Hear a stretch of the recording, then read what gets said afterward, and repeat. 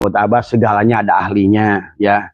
Tukang pijit ada ahlinya. Maka kalau orang Kiai Abdul Ahyar itu ngomongin nasab nggak pas. Kiai Sukron Makmun karena bukan ahlinya. Sama saja antara Kiai Abdul Ahyar dengan tukang pijit, maka tukang pijit ahlinya di bidang mijit tadi semua. Jadi tidak bisa. Walaupun tukang pijit pengalaman Kiai Abdul Ahyar tentang soal mijit, walaupun Kiai Abdul ilmunya banyak, tetap hebatan tukang pijit dalam bidang mijit gitu kan. Dalam bidang nasab juga. Siapapun ulama, apalagi apa namanya Buya Yahya tadi semua yang hanya ya isinya hanya iklan pondok saya bangun di mana-mana, itu sama gayanya gaya Habib Buya Yahya itu. Tadi semua cari sumbangan di iklan di YouTube di apa semua, bahkan di live yang melawan Ba'alwi sendiri iklannya ada itu Buya Yahya. Nah, ini di Cianjur, di Sukabumi, di mana-mana. Buat coba. Ini gayanya udah. Assalamualaikum warahmatullahi wabarakatuh.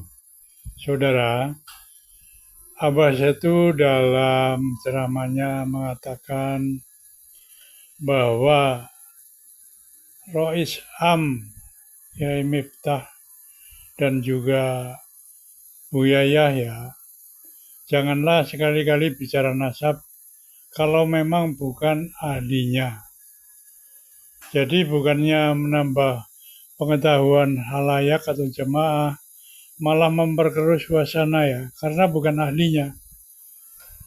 Jadi Abah saya itu sangat-sangat peduli terhadap masalah nasab ini, apalagi didukung oleh kiai-kiai pribumi yang notabene taklid buta, malas berpikir.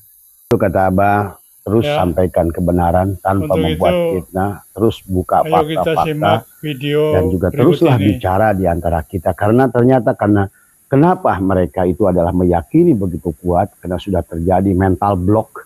Kalau di dalam bahasa hipnosis itu adalah, maka inilah metodologi daripada mereka berdakwah. Kenapa menggunakan, kalaupun itu kisah khurafat, kalau kisah khurafat itu diulang-ulang, tetapi kalau diterima dengan kebodohan, maka kisah khurafat itu menjadi sesuatu yang dahsyat, sahabat. Memang bagi orang yang memiliki kesadaran dan memiliki landasan ilmu, sesungguhnya apa yang disampaikan itu adalah bertentangan, berseberangan dengan logika, akal manusia, bahkan sebetulnya bertentangan dengan hukum-hukum Allah dan sunnah-sunnah Rasulullah, bahkan juga ijma ulama.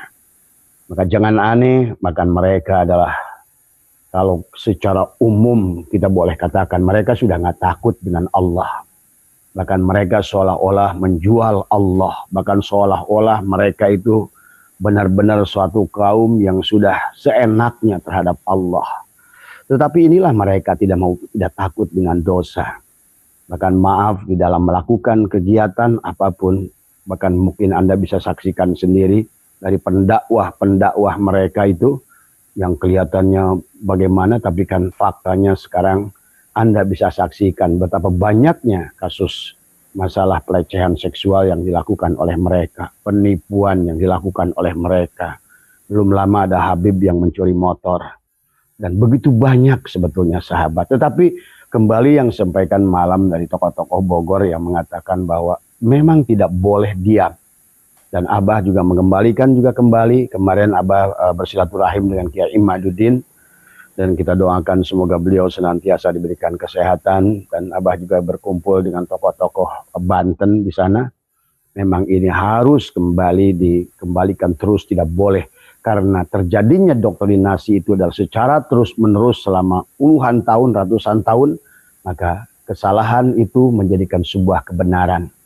Dan untuk membuka mental block itu juga sama dengan kita pun menyampaikan fakta-fakta kebenaran yang tidak boleh juga berhenti hanya sekali saja. Karena pada dasarnya untuk membukakan mental block itu adalah harus dengan repetition. Pengulangan. Karena kalau tidak demikian kasihan saudara-saudara kita. Karena mereka yang sudah menganggap dirinya adalah membela Ba'alwi itu kan, kalau kita lihat dari cara dia berbicara, cara dia bikin komen pun udah kelihatan. Kalau misalnya Abah saja baru live, satu komen saja udah kelihatan mana dari pendukung Ba'alwi. Dari bahasanya sudah kelihatan. Ini kan sudah kasihan saudara kita. benar-benar sudah terkontaminasi dengan cara dan etika dan budi yang dipertunjukkan oleh tuan-tuannya mereka, ya sahabat. Nah inilah wahai bangsaku, rakyat Indonesia, sadarlah bahwa NKRI dalam ancaman, tetapi kalian tidak menyadarinya karena menganggap suatu kesalahan itu yang sudah dilakukan berulang-ulang sehingga tidak sadar. Allah dihina, Rasulullah pun dihina, bahkan para ulama-ulama sekelas Imam Syafi'i, sekelas Tuan Syekh Abdul Qadir dianggap tiada nilainya dibandingkan dengan Faqih Muqaddam, dibandingkan dengan Imam Zain, Imam Abara, dan lain sebagainya dari Habib-Habib kalangan mereka. Mari kita, itulah mungkin barangkali kenapa baginda Nabi pernah bersabda, kembalikan orang Yaman itu adalah ke Yaman, ya sahabat.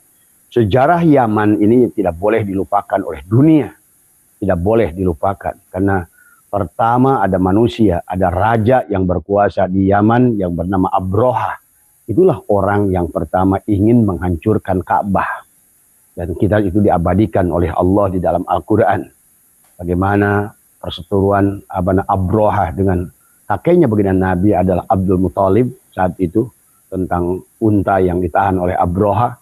Ini jelas dari awal bahwa orang Yaman, kerajaan yang berdiri di Yaman ini adalah memang ingin menghancurkan Ka'bah karena mereka menginginkan bahwa menjadikan pusat center itu adalah di Yaman. Bahkan mereka pernah membuat Ka'bah yang bahasanya dari emas adalah Abroha itu, ya.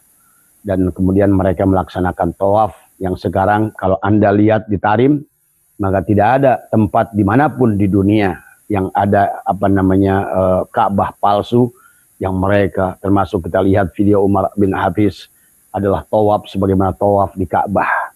Yang kedua, sadarilah wahai orang Islam bahwa orang Yaman ini tidak banyak menghancurkan untuk pergi haji atau pergi ke tanah suci.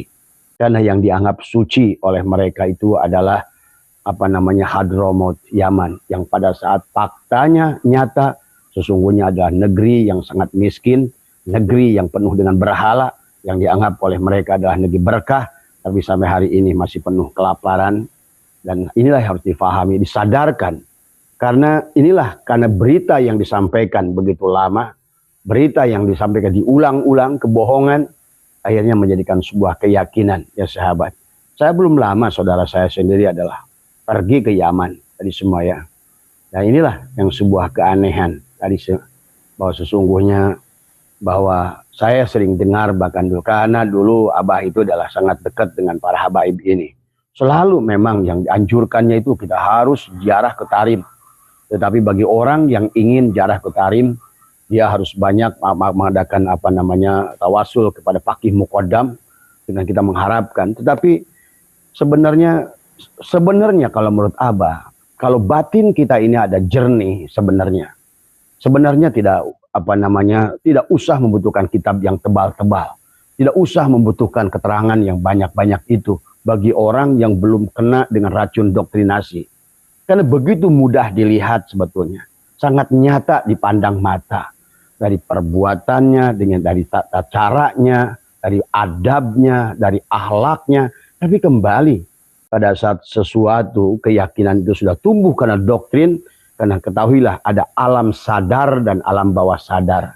Pada saat alam bawah sadar kita sudah dikuasai dengan doktrinisasi, sahabat, maka inilah manusia itu adalah menjadi manusia bodoh, menjadi manusia dungu, menjadi manusia hilang akal. Maka kata Abah, maka inilah kemerdekaan bagi orang-orang yang mau melepaskan Ba'alwi itu. Kalian sebetulnya akan lebih jelas, akan lebih jernih akal kalian. Kenapa? Karena selama ini hanyalah doktrinisasi yang ditanamkan pada kalian.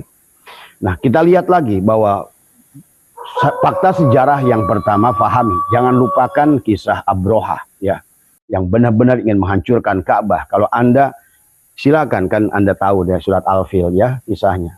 Yang kedua, dari 4 nabi yang palsu semuanya itu datang dari Yaman. Nabi yang palsu, ya. Kemudian juga sama yang terjadi di Mesir, Banu Fatimiyah, kemudian juga sama yang terjadi di Afrika. Semuanya sama, sahabat, di abad kedua dan ketiga. Yang mengakui dirinya adalah Dzurriyyat Rasul itu adalah sama. Tujuan awalnya mereka adalah pertamanya ekonomi. Semuanya ekonomi.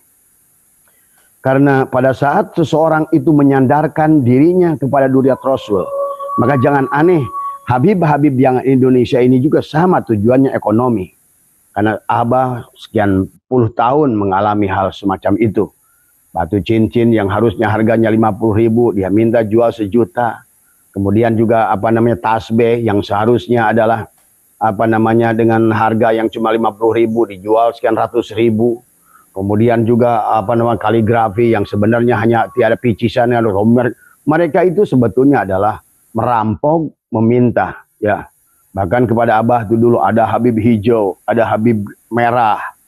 Kalau datang ke rumah, datang keliling. Kemudian Abah ditanya, ada apa Bib? Ya keliling aja di rumah. Habis itu nuliskan angka 99999. Dia bilang apa? Rumah ini akan kebakaran tapi harus bayar kifarat 9.999.099. Ketahuilah, dan mungkin Abah akan sedikit bicara pengalaman sebenarnya adalah luar biasa, ya. Yang sudah maaf ya. Ini ada telepon tapi